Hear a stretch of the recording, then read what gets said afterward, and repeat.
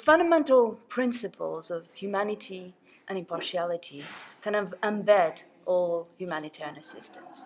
But they are operating principles that guide our work, the way we do business, the way we approach and the way we secure access, the way we prioritize and negotiate our approach, and those are independence and neutralities. And it is that independence and the practice of neutrality that eventually develops the trust of the communities, the trust of all the parties in a conflict, and eventually allows us to have access. Once we have access, if we do a good job at identifying in an impartial way the needs, then we should really be able to actually deliver effectiveness.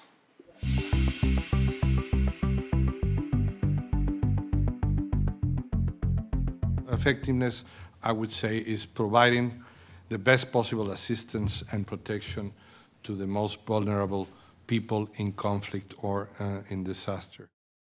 Now, when it comes to efficiency, how can we achieve efficiency? And I think it has to do with the use of funds, the fact that we ensure that we reach the right people, and we are efficient in delivering the aid and the assistance that is needed, that we reduce the overhead costs, for instance, that we operate under an appropriate humanitarian architecture.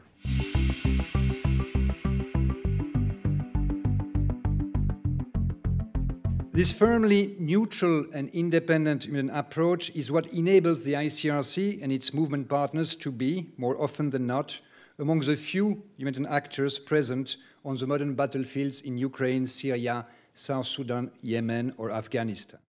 For the ICRC and for the Red Cross and Red Crescent movement, these two operational principles are essential to gain acceptance for all, and therefore to get access to populations in need in some of the most adverse circumstances. We, the Lebanese Red Cross, when we talk about effectiveness, we have to think about our neutrality. When we are accepted in the country, when there's an acceptance by all the community, training, the recruitment of the volunteer, the recruitment is very important. The volunteer in the EMS will stay in approbation between 9 months and 1 year to be accepted, to move. You know, Lebanon is a mosaic. You have from all the regions, from all the parties, from all the community. And when you select volunteers with a strict selection to be accepted, there's a matter. His Excellency talked about the trust. There's a matter of trust with the community.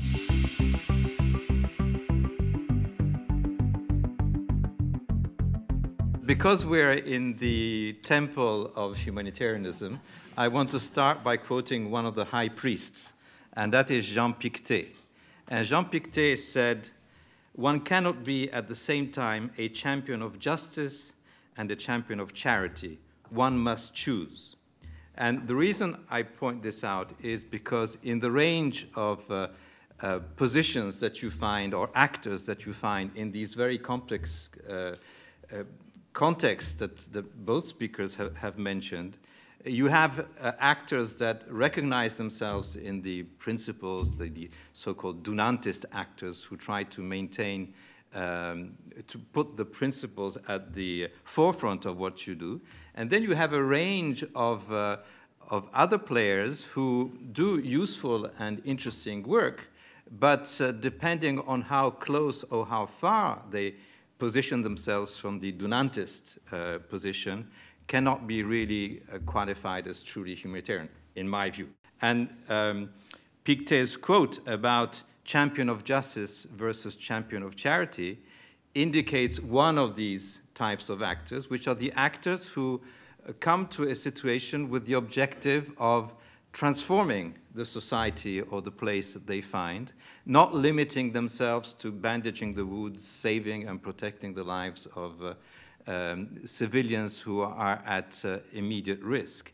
So if you know, human rights is very important, but mixing a human rights agenda or a development agenda or a political agenda with humanitarian work sometimes leads to messy situations. And I think one of the important things for me is clarity on what your objectives are. You may have the rhetoric of principles, but sometimes the agencies who have this rhetoric on the ground, and this also applies to the UN, by the way. The UN is not always neutral when it intervenes in countries in crisis. So transparency and an alignment vis-à-vis what they say is crucially important.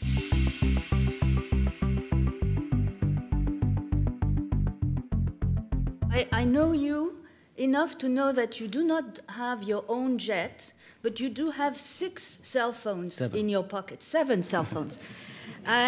Is that part of this effort of being neutral and impartial? Tell us the connection between the cell phone multiplicity and this effort. When you talk about effectiveness, which means you need to have a strong contact with all the parties, from the government and non-government. For example, when we go to the suburb of Beirut and respond to the Hezbollah in case of need, and in parallel, the American embassy asked us for a post to send ambulance. This is a neutrality and independence. So yes, the contact is to have regular contacts with all the parties to solve the problem in the field, not to arrest any ambulance, not to kidnap any case. So this is a discussion, of course, with ICRC, with the movement, with our partners. This is the communication. The communication is very important to the movement to see how we can manage in the field to protect our mission according to the fundamental principles. If you don't have this contact and this relation with all these parties in the field, you feel that always each party in the field, there's a competition. They feel that they are more vulnerable than the others, and they want to be supported and helped. And this is why, according to our mission and according to our mandate and experience, that we need to organize a strong relation with all these parties to define the priority when we talk about vulnerable.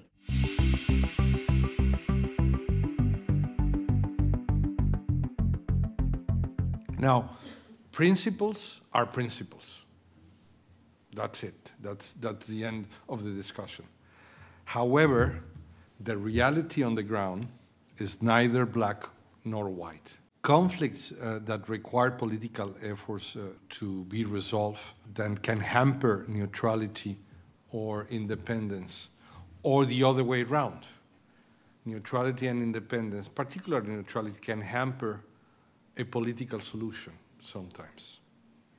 Independence, in terms of natural disasters, can become a burden for efficiency at some point. And I go back to the example of the 1,500 different actors operating in good faith, all of them trying to help the Philippine authorities to recover from the hurricane, and how much burden they became for the Filipinos government, because they have to dedicate and distract resources to coordinate these 1,500 actors that were on the ground roaming freely like wild animals. There are a number of valid criticisms to neutrality, and usually I find these criticisms are misplaced because they're directed to the wrong destinataire. The ambassador mentioned that neutrality can hamper a political solution. Well, yes, but is it the responsibility of humanitarian actors to find political solutions? The other criticism that is often levied to principles, and particularly to neutrality, is around root causes. You guys, you're bandaging wounds, you're putting a bandage on a festering sore, but you're not addressing the root causes. Okay, but is that the role of humanitarians, to address the root causes of a crisis? It is true, and we don't have an answer to this, that there are some crises where we've been around for 30 or 40 years, Sudan, Afghanistan. But the risk there, and why I say the destinataire is wrong, is that it's not the responsibility of the humanitarians if these crises have been going on for so long. I want to bring this conversation to a close by acknowledging the expertise we had around in the panel. This is one in a series. Our colleagues at the Humanitarian will gladly welcome you in further conversations. And if we can turn you into champions, we would love if that event has done it. At least you didn't say, let's throw away the fundamental principles. We expect that this conversation will continue this year. And in October, we are celebrating the 50th anniversary of the fundamental principles, and we count on all of you to remain the champions of those. Thank you.